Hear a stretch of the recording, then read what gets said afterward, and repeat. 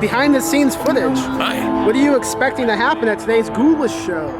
Oh, just a lot of laughs, a lot of fun, a lot of spookiness, and a lot of real ale seltzer. I've noticed many children around. What do you make of that? I think that's an unwise parenting choice.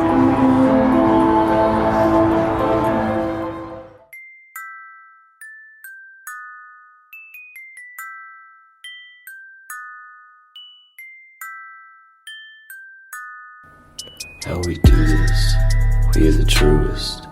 Got these fangs super sharp, your shit toothless. Cold-hearted, yeah we ruthless.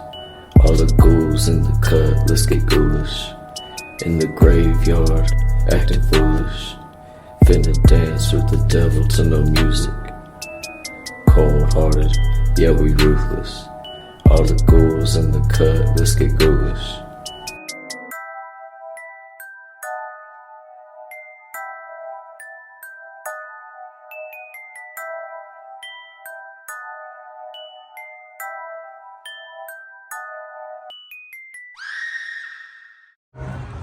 Hello and welcome to a new episode of The Ghoulish Show. I am Max Booth, an undead host, and I'm seeing lots of kids and dogs in the audience tonight, which is usually my tailgated audience, but I am told by management I must provide a brief disclaimer. If you have a kid, don't sue us if we say anything bad. Is that good? Yes. Okay, now that we've gotten that out of the way, thank you once again. I recently got a dog.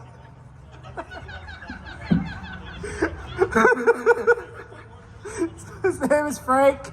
He couldn't come today, but he sends his he says hi. Welcome. This is the Halloween show. We have many spooky professionals coming tonight to read spooky stories. Most of them dressed in costume. Those who didn't come in costume could not afford to buy one. So please buy the books. They have for sale at the tall limbed man waving at me. We have many books for sale. Also, tonight's show somehow is still sponsored by Real Ale Seltzer. It's a drink you can buy. I believe it's discounted. If you go inside, they will give you a discount on this. You can buy it. You can choose to drink it. You can choose to throw it at your enemies. I am not a cop. I will not tell you how to control this drink. Do what you want with it. Because this is the Ghoulish Show, and at the Ghoulish Show, there's no rules. You can bring a kid, you can bring a dog. They'll say anything. So let's begin with John Baltisberger. Come on up. He's dressed up as something. John, are you dressed up as a rabbit? I will fight everyone here. No, I'm not a rabbit. Even the kids? Especially the kids. I should note, if you have a kid in the audience and you want them to be fought, send them up on the stage. We will fight your children. So, John, Oh yeah! please explain what this is. I'm an axolotl. And what? No one knows what that is. I think you'll find that most people... Can I get a round of applause if you know what an axolotl is? See, there's at least 4 people. Those were dogs. Dogs are the only things that matter, Max. That is true. I recently got a dog. What's his name? Frank. I should tell you, he does have a kick spot. Oh, what's his kick spot? He just touches his stomach and he kicks. So I am told you have something to read tonight. I do. You told me to bring something to read explicitly. Yeah, I told myself. If you would like to do the reading, feel free. Yeah. Okay. So I'm reading a little scene. Oh, there's an echo and I hate it. I'm reading a scene from my book, Abhorrent Siren, which is about a giant axolotl attacking San Antonio. I can't see. An axolotl crawled across the ground away from the burning wreckage of the van Jordan Mills had been driving. The research team had never made it past George West. The first car in their little caravan had been ambushed as they slowed down. The cars behind them fared no better as they came to a halt in order to avoid hitting the cars in front of them. It was a massacre, as the vehicles were swarmed with what were once the population of the small town. They had ripped the driver out of the first car and piled in the hole where the door had been. Claws and fangs and mandibles swung, tearing into the still human victims in the car. The rest of the town descended on the other cars, drawn in by the screams of fear. Morgan kicked open the door, fleeing Vanessa's gurgled screams that were being forced past her ruptured face. Morgan didn't look, she just ran. She could hear the strange, strangled screams of the monsters as they tore into her friends. She stumbled and ran, refusing to look back, even as the monsters howled for blood. She could hear the wet tearing as the research team was devoured, the tortured scream of metal being broken as the creatures frantically tore at the vehicles to get into the creamy meat filling. Her mind reacted violently against the sounds behind her, triggering her to flee without thought or concern for where she was going. There was nothing else but flight in her. Her pants stuck to her leg where she had pissed herself, but she didn't care. She only cared about running, as quickly and as far as she could, away from the carnage, away from the monsters, away from everything that was happening. Morgan hopped the fence into the pasture. Her side burned in protest as the strenuous physical activity winded her, and she finally looked over her shoulder and realized she had been chased beyond the town. Or she hadn't been chased beyond the town. She was alone. Collapsing where she stood, Morgan took in deep, gasping breaths. She was drenched in the gore of her friends, bits of flesh and bone stuck in her hair from where the things had begun tearing Vanessa apart. Morgan wept, curling into a ball against the terror her mind was screaming at her. Her wailing was eventually interrupted by a discordant moo. She looked up and screamed. She continued screaming until the thing that had once been a cow tore out her lungs. I was hoping people would snap like it was a beat thing. That was pretty gruesome. It was a little ghoulish, right? In front of children, no In less. front of children that I will fight. I should note, we did invite any kid to come up if they wanted to fight. That invitation goes to the dogs as well. Well, no, it does not. I will snuggle any dog. I will fight any child. I will do the opposite. So, one of us will fight your dog. The other will snuggle your child. Choose wisely.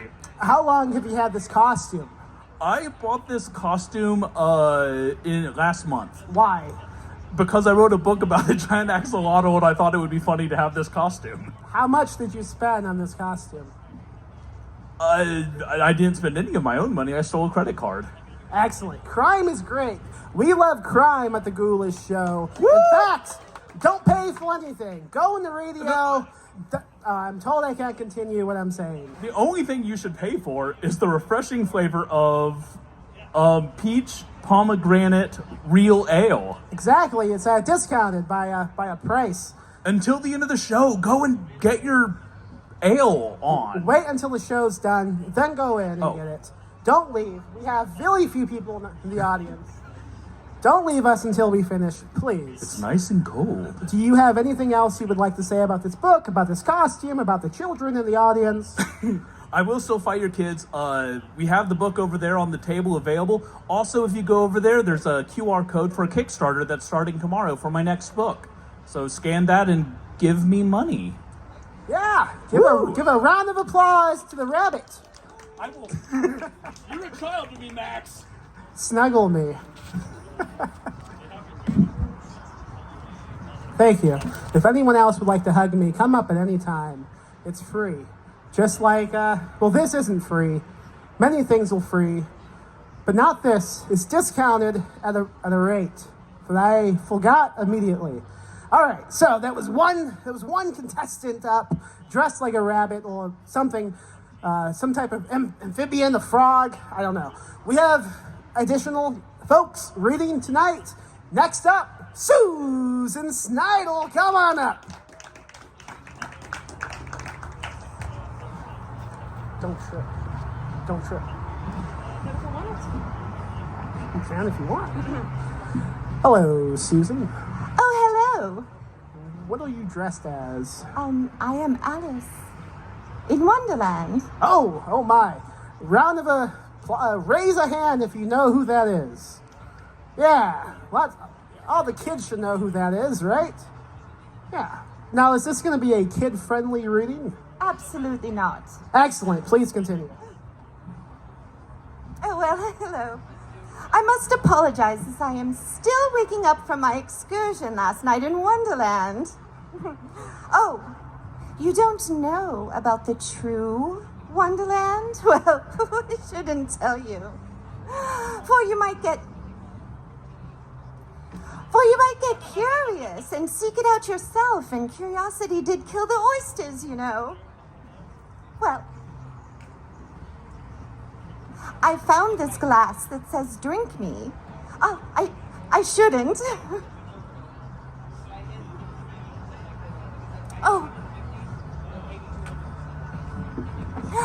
Oh, well, when I drink that, sometimes I grow different sizes, and sometimes I leak immense amount of body fluids, and sometimes I become the most feared, vilified writer and public speaker of all time, the poet.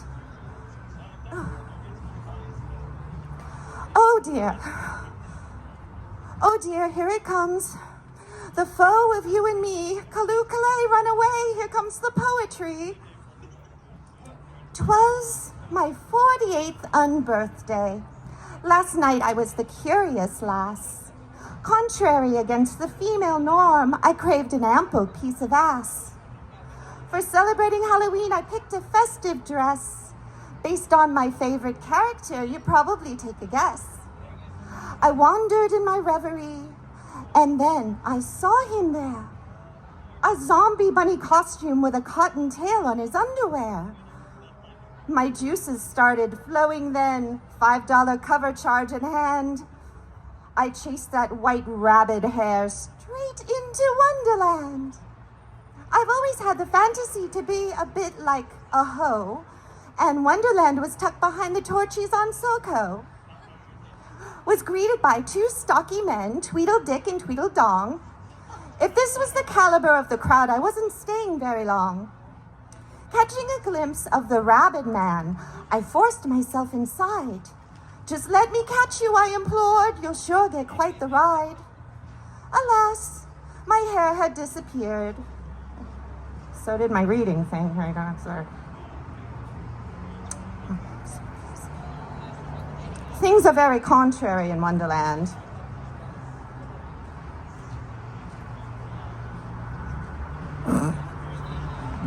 This is fun. So she's fixing the phone. How much was this phone? Oh, this was given to me for free for a hand job last night in Wonderland. Excellent. That's why I don't know how to use it. I've injured this hand. All right, I got it now, thank you. Alas, my hair had disappeared, and thirsty I had gotten. A glass with drink me had appeared from a girl who smelled quite rotten. Now this is where it gets profane. Children? This is where it gets profane. Eat me was the demand. I obliged after a hit of X and a jolly good keg stand. She introduced me to a madman in a large hat and speaking riddles. The drink me shit was kicking in and I was really getting the giggles. Next thing I know, I'm laid out flat, naked and covered in cream, interrupted by a drag queen of hearts, lit up with a bright red beam. I'll get off with some head, she kept repeating to anyone who would hear. Then she and a smoking caterpillar gave it to me in the rear. A dozen dressed like playing cards were engaged in solitaire, which only means they played with themselves while shooting me a stare. All kinds then took me, big and small, from tiny to wretched heights. So popular I was last night that folk broke out in fights. 1, 2, 1, 2, and through, I was pleasured and defiled. Copyright infringement to be damned, the Disneyland was pretty wild. Jabbercocky and reprimander snatch started getting pretty rough. I tried to use my safe word because I had really had enough. If only to go back home then and get a long reprieve. And yet these monsters always want to come. But they'll never let you leave. Alas, I made a slick escape, my body bruised and moist and bent. Not only that, but I had found I caught this shitty British accent. There was a thing that I did miss. I must find that rabbit hair. I would suck the chrome off a trailer hitch to get in his bunny underwear. Curiouser and curiouser, I can't stop my thinking spree. I might go back later tonight to see what they'll do to me. So, the moral of this horrid tale, the fable of which is of no avail, is perhaps you should take my advice and stay home where it's so warm and so nice. Or your dreams of Alice in Wonderland might turn into your asshole in Plunderland. I must take my leave now, for you see my flesh is very sore. I'll drink this down and take a pee, then back to Wonderland for some more.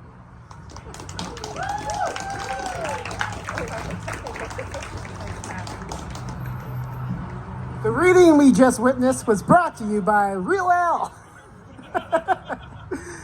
It's the drink of choice for Susan Snyder, everyone. Thank you, thank you, thank you.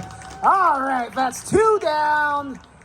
We have, what, 6 total, 5 total? I think 5, possibly 6. I am told Stephen Kink, the notorious filmmaker, might be making a guest appearance at some point. I don't see him in the audience yet, so keep an eye out for Stephen Kink. Until then, we have Ryan Bradley, who seems to be dressed as me. Sexy Max. Thank you. Hello, Ryan. Hey Max, how you doing? What are you dressed as? Sexy Max Booth. Sexy Max Booth, he says. Sorry, yeah, I'm dressed as Sexy Max Booth, Dr. Sexy Max Booth. So you have a degree. Not in medicine, but yeah. In what? I have a master's in fine arts. It's basically a kick me sign for adulthood. Hell yeah. So if any kids want to kick Ryan, please come up and kick him now. What did you bring tonight to read? I brought a pre-surgery speech. Oh my, and this is directed to who? This is directed to, imagine everyone in the audience that you're laying on an operating table and you're kind of cut a little bit, but not really sedated yet. Okay, please go on.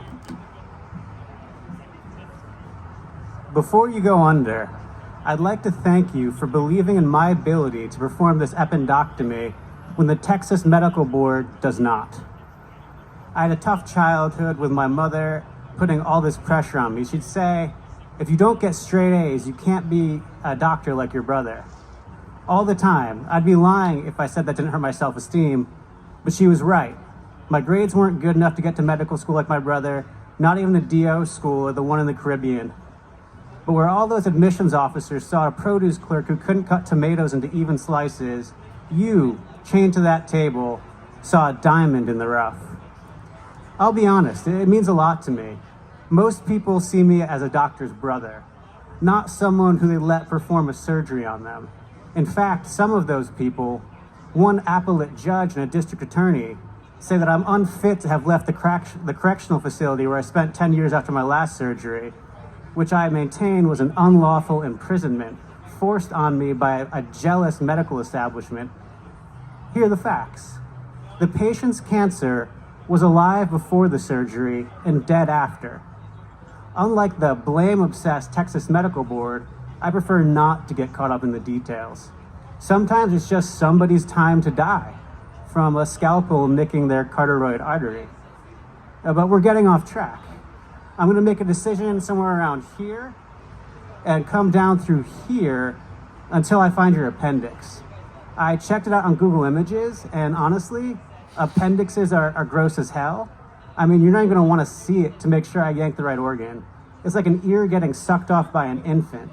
If you saw it, you'd scream, kind of like you're doing now through that gag. There's one thing you could do to make sure this goes smoothly, and it's just try not to bleed so much. The last surgery I did, I put the scalpel in and bam! The lady sprayed me like a hose. I bet none of my brother's patients do that. No, sir. They see a Yale and Harvard diploma on the wall, and they hold that blood in. No one wants to get these Ivy Leaguers dirty. I went to Yale too. I drove up to New Haven for my brother's 21st birthday, and I learned how to do a cake stand. Most of those rich nerds can't even hold their liquor, and yet you'd hold your blood in for them. All I'm asking is that you give me the same respect. I get squeamish, and neither of us wants me to pass out mid-surgery again. Imagine me fishing around for your appendix and then collapsing on top of you. What if my elbow hit your heart? Just kind of keep that in mind. Anyway, thank you again for letting me choose you for your surgical needs. Anyone willing to help a man wearing a cast on his arm load a couch into a van on a dimly lit side street at 3 a.m. is volunteering just for so much in general. I'm going to count down from 10, and then I'm going to hit you in the head with this lead pipe. Afterward, we'll enjoy a real cold, real ale.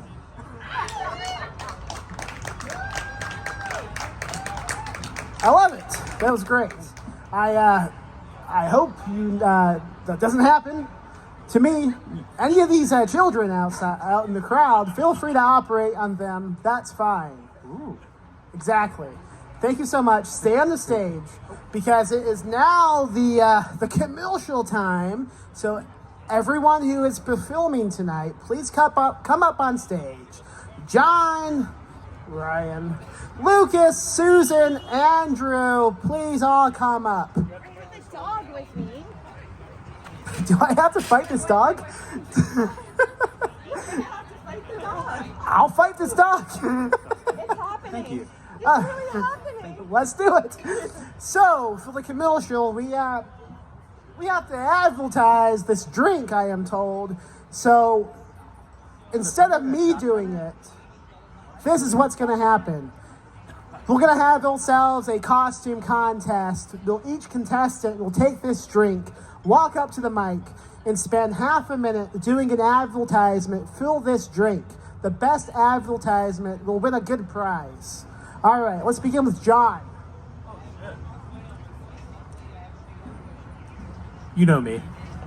I'm the man that has promised to fight your children, to hit them right in their stupid children faces. That's how you know you can trust me. What kind of madman would lie about that? You can trust me when I say that Real Ale IPA is a delicious and soothing drink that will nourish not only your fear of me fighting your children, but your soul. In fact, I want you to know I had oral surgery last week. I'm not supposed to drink alcohol. But Real Ale IPA is so delicious, I'm gonna fucking do it anyway. It's also cheaper right now if you buy it tonight. Especially if you buy that can. Yeah, if you buy this can, it's real cheap. I will say this can was the prize. You're welcome. Ryan, please. So a lot of you know me as someone who's not a doctor. And let me tell you about some of the lies the medical establishment has tried to push on alcohol. They say 14 drinks is as much as a man can handle, 7 for women, healthily.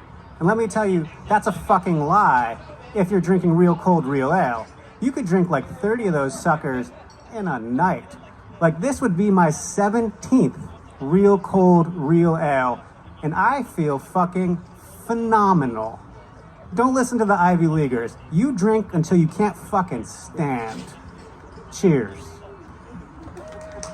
Thank you. Keep track of this because the audience will be voting on who wins. Now, Lucas Mangum, please take that can. So we haven't talked yet on this stage. Please tell the audience what you will dressed as. Oh, hi. I'm dressed as a guy in a shirt that says existential dread on it a bunch of times because life is scary. But tonight is sponsored by Blue Chew. If you're having a hard time getting hard at the show, or horny, anyway, it's not us, it's you. So you need to get some Blue Chew in your life. Oh, wait, I'm sorry. What's this called? Oh, Ron, I'm sorry. if you're having... Lucas loses. Susan Snyder, please come up.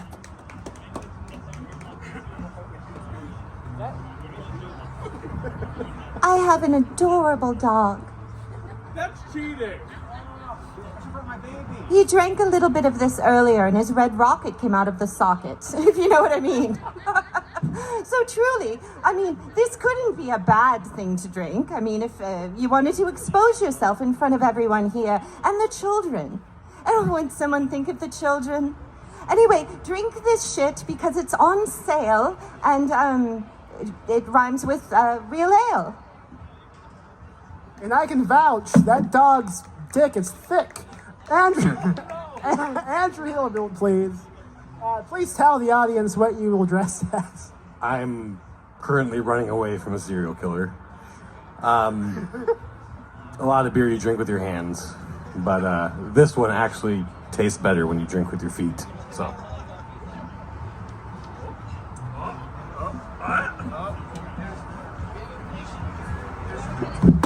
What the fuck are you doing? I mean, it's great, guys. It's great. Good stuff.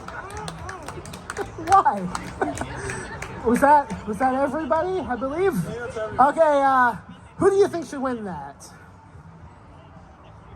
No one wins! Get off the stage! You all lose! Even the dog! The dog loses! Dogs always lose around here. Great job, folks. Okay, next up, Lucas Mangum. Please come back up to the stage. Don't fall, don't trip, don't slip. Hello. Hi. So I am told you have something a bit strange planned for tonight. Yeah. So I didn't bring anything to read. But I'm gonna write it right here, right now, with the help of all of you. Well, hopefully you have more luck than I just did. Have fun. So the story I want to write, I want 5 words. I want 5 words that need to be included in this story. So that means one audience. I will need 5 audience members each to provide 1 word, and I will include that in the story. I will write it here, and I will read it for you. So yeah, raise your hand if you have a word. Yes, the sexy man behind the camera. You fucking would. He said smegma. Can I pick 2? Yeah, you pick 2. Real ale. Cuckold. All right, I like that. I don't. Oh, I wonder where you got that word from. You're the one that looks like improv, not me, asshole. Okay, I need one more word. Shucky ducky? I don't. Okay. Writing this yet? No, I am going to write the ad that I that I picked. Hold on. Can I drink it? All right, hold on. Okay. Do you have existential dread after being cuckolded by Shucky Ducky, who's been Shucky Duckying your wife and leaving his smegma everywhere? Well, you need to drink real ale, because real ale will save your life, save your marriage, save your sex life, and save the children. The end.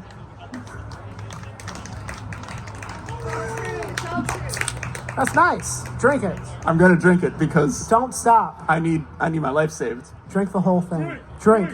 Drink. Drink. Taste it. Taste it with your tongue. It's really yummy. That's the reason I stopped. Not because I'm a pussy and can't chug beer anymore. Now this is actual smegma. Liquefied. Is it smegma flavored or just like liquid flavored? I mean, what flavor does smegma have? Peach. And grapefruit. Now, please review that drink you just drank. All right. So after I read that, Jesus Christ. After drinking that real ale, I am now confident that I will no longer have existential dread from getting shucky duck cuckolded by smegma in the face. Thank you, Lucas! All right, well, I can safely say everyone who showed up tonight is having a blast, doesn't regret anything, especially the folks who were just sitting off to the side, having a conversation. I'm sure they're having a great time. Unfortunately, I do have to leave, so I'm going to have my next guest, Andrew Hilbert, come up to his performance. I got to get going, so thank you guys once again. Oh, what the fuck? Let me start the performance, man. Okay, see ya. Bye. Okay. All right. Well, you probably all know this, but Austin was the birthplace of the serial killer. I forgot which one, but it's a fact that has stayed with me. All the more important is knowing that right now in Austin there are 2 active serial killers. One is the naked strangler, and one is the barefoot stalker. I walk around my life relatively carefree. I whistle and I have my hands in my pockets. I had no idea that the quickening, flapping sounds of bare feet behind me was going to be a threat. I thought it was just some weirdo neighbor that hates shoes. Well, folks, the barefoot stalker got me. He must have died for my feet because I fell face first into the sidewalk. He punched me in the face a few times after turning me around, and then the next thing I knew, I was in a dark, carpeted room that smelled pretty musky. My shoes were off, my socks were off, and my pants were rolled up carefully to my calves. I was tied down to an operating table. He had his nose between my toes, and he was taking huge sniffs. I haven't showered in a couple of days, and sometimes when I get the mail, I don't bother putting on my socks, so my feet are probably pretty unpleasant, I said. Shh, he said. I love the cheesy scent of disdain you have for the probable athlete's foot. It reminds me of innocence. Okay, I said, and closed my eyes, trying my best to enjoy this incredibly weird moment. I couldn't enjoy it, though. He had the news on full blast, Fox News, and it was playing a little news story about the other serial killer in Austin, the naked strangler. This guy, the barefoot stalker said between sniffs, what a fucking pervert. Then he licked my already sweat-moist heels and swished whatever droplets he got from it in his mouth. Okie, he said. Do you think I should shave the tops of my feet, or at least the tops of my toe knuckles? I asked. I would do anything to avoid death at the feet of this madman. He drop-kicked me in the face. I lost a tooth. I couldn't help but notice his feet were calloused and had blood-filled boils on them. I know they were blood-filled because one of them popped into my mouth. It was irony. His feet were the feet of a man who walked barefoot everywhere. These, he pointed to his own feet, are the feet of a man that walks barefoot everywhere, my friend. Shoes are a societal constraint designed to create corns and blisters in athlete's foot, all for the comfort of other people who don't want to see feet in their perfectly engineered and fine-functioning glory. Okay, I said. He slathered Vaseline all over my feet from my ankles to my toes, and he put on custom-made vinyl toe gloves on. This is to preserve your feet's supple beauty. Okay, I said. Beautiful feet. Boos, he said. Boos, I asked. Yeah, it's an affirmative congratulatory nice. Oh, nice, I said. Then he pulled out toe socks and put them over the toe gloves. This too will ensure your feet stay hydrated and moist. Okay, I said. Then he pulled out some toe shoes and said, this is to get you acclimated to looking like a fucking idiot everywhere you go. All right then, I said, happy that he was intimating that I would be leaving this dungeon sometime, alive and looking stupid. Hours must have passed. Blurred out pictures of the naked strangler were playing on the TV. The barefoot strangler shook his head as he sat 6 inches from the screen, eating what smelled like Thai food. This is homemade Thai food, he turned to tell me, talking with his mouth full. I spent a few days in Thailand and yelled at a few waitresses in America, and I've never had it better than when I make it myself. Okay, I said. Then he stopped, My survival-based agreeableness must have made him mad. He stared at me. I don't need to kill you. I like you. Most people writhe and scream and say no as I tickle and preserve their feet. I looked around his room. Clammy feet, unattached to their owners, lined his bookshelves. But you, a single tear rolled down his eye. You say okay to everything. Okay, I said. It's weird, but I saw this intense beauty in this man. I did not know his motivations or his obsessions, but I could tell he took great pains to preserve whatever beauty he saw in other people's feet. He was still eating. I'm gonna let you go. Okay, I said, but you have to keep the toe shoes. Okay. He unstrapped me and took me outside and spun me around a few times and said, now walk. So I took off my toe shoes, took off my toe socks, and took off my toe gloves. I was here at Radio Coffee and Beer, and I could have blown the lid off this whole thing by calling the police and letting them know that the barefoot stalker lives somewhere off of Fort View. But just as I pulled out my phone, the naked guy running towards me from the Whataburger across the street had already dived for my feet. He couldn't get a grasp because they were too moisturized, too delicate, and too beautiful.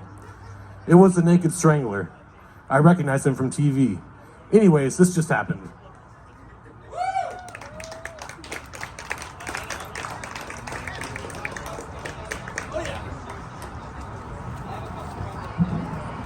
Oh yeah, now there's this celebrated author, celebrated filmmaker, Stephen Kink is here, everybody. Do you need me to say anything to you? I wouldn't.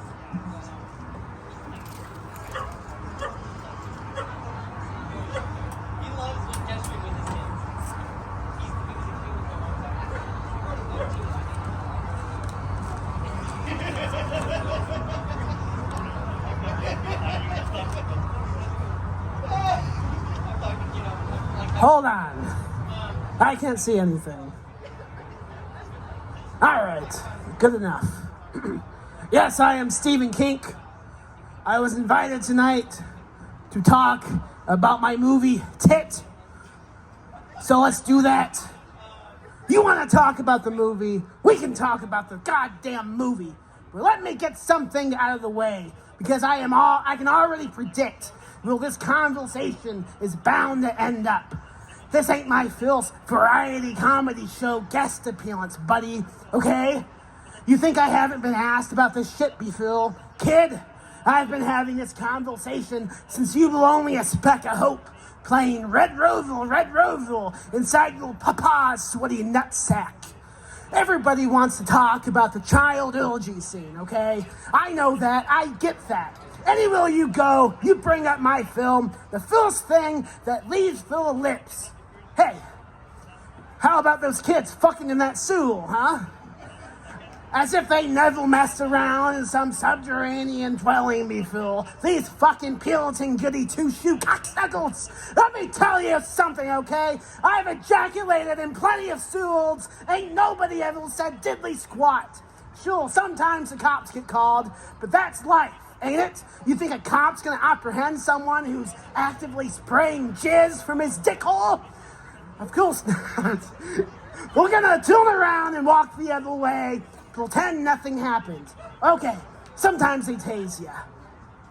But that's just the risk one takes when emptying loads where they don't belong. Sometimes the tasing is actually what makes it so enjoyable. But listen, if tasing is what you're after, devices exist that you can buy without getting the cops involved. I used to sell a product just like that, actually, which you would know if any of you idiots have done your research. The question I always get asked about this movie is if the scene was necessary in the first place. And my question to them is, did you even watch the rest of the movie? Well, how about reading the goddamn book? Did you do that? Because if so, you wouldn't be asking such a dumb as shit question, would you? Of course not. Of course it was necessary. The fact that so many of you social justice royal dipshits don't understand this is, quite frankly, baffling. Let me put it to you this way, okay? Pretend you're some little snot-nosed brat, and I see a lot of them out in the crowd now, so listen up. and you have a whole gang of little snot-nosed brats, and you've just defeated a really freaky clown that is sometimes a spiral and sometimes is Paul goddamn Bunyan. Mission accomplished. You decide to head back out up to the street. Except, holy crap, have you ever tried getting out of a sewer before? They are confusing. You think children just walk around with maps? Any of the kids in the crowd tonight, show me a map. You don't have one. No maps. And what did you think they would just do? Would they just exist in this sewer for the rest of their lives? No. They would not give up that easily. So don't even fucking try feeding me that bullshit logic. These kids had to fuck, okay? They had to fuck. It was the only way. If they don't fuck, they don't escape. Haven't you ever gotten lost before? How did you find your way home? Did you just give up and wait for someone to come find you? Or did you run a train on your underage best friend? All of you critics and social media bozos, you're nothing but a bunch of goddamn hypocrites. Obviously, the scene was tough to shoot. That goes without question. Nobody's disputing that. In this country, we have laws prohibiting children from having sex on camera. Maybe I could have gotten away around that law by filming it simulated instead of unsimulated, but I must argue that when making a piece of cinematic history, one must not dampen one's dignity to appease the censorship gods. Did you think the children had simulated intercourse in the book? No! Of course not. These kids were actually fucking, and if I wanted to remain true to the source material, I know deep in my heart the scene would have to be unsimulated. Otherwise, not only would the audience smell that I was a no-good, lousy phony, I would smell it myself. And what if I never managed to wash that smell away? The smell of being a big, fat fake would haunt me until my death. So I knew the sex had to be legit. But obviously I couldn't film the child actors doing it, although several of the parents did tell me ahead of time they would have no problem signing permission slips if it meant no cash on the back end. No, the issue was never the parents. It was the goddamn MPAA. Those sleazy sons of bitches almost ruined my whole movie. But I am a filmmaker, and filmmakers always get what they want. Even if it means placing shady Craigslist ads for, I guess you would call them small people now. The idea was pretty genius, if you think about it. And I'm not just saying that because it was my idea, although I'm not saying that because it was my idea. It was simple, okay? If we could just find the right legal... Jesus Christ, hold on. Okay, if we can find the right legal grown-ups who will also, coincidentally, the same size as old child thespians, then they can fuck each other all goddamn night, and nobody can say shit. And as long as we will smelt in the editing room, nobody would ever catch on. And except for that brief second in the film, where you see that one actor's goatee, I think we did quite the excellent job. Another question I get about this scene: Did it really have to last for 17 minutes? The answer is yes, without a doubt. Look, okay, I've said this before, and I'll keep saying it until I don't have to repeat it. I am a filmmaker. I make films. I told my actors to begin making passionate love to each other, and I refuse to cut away until every last one of them achieved ejaculation. Could I have edited some of the space between initial penetration and the eventual wet orgasms? Ha-ha! Do you think Stanley Kubrick would have allowed such an injustice to take place in one of his movies? Stanley Kubrick would have said, "Don't you goddamn even think about cutting a second from those tiny sex gods. They must grind uninterrupted, you fascists." So I left it in. And now people try to act like they were emotionally blown away during the scene when it originally played in theaters. Like they didn't leave the movie house crying their dumb little faces off. It's just a sign of the times, you know? Everybody has gotten so goddamn sensitive nowadays, you can't even watch tiny folks pretending to be children having unsimulated sex in a stool. You realize on the upcoming Blu-ray re-release, Disney has cut that scene completely from the motion picture. You can't find it anywhere these days. But obviously I brought a copy. Which is why tonight, after this show, I intend on screening the original director's cut right goddamn here at radio on this goddamn stage. I went through hell and back trying to get it made, and I'll be goddamn if I'm just gonna sit around and let Disney erase it from history. Of course, I have not gotten permission from management yet. But I imagine if enough of us give the right amount of applause, they won't have any choice. They'll have to play my movie. Otherwise, why was I invited tonight? So what do you say, folks? Who wants to see tiny folks pretending to be kids having unsimulated sex? Hey, I told you that's enough. You can't do that here.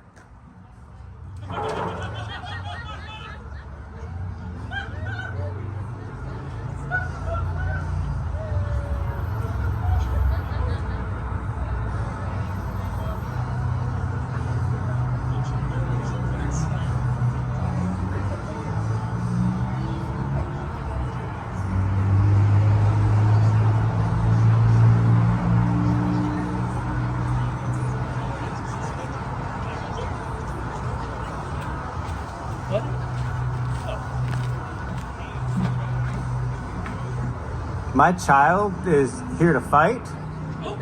It seems like everybody is gone. Does that make her the Absolutely not. the winner?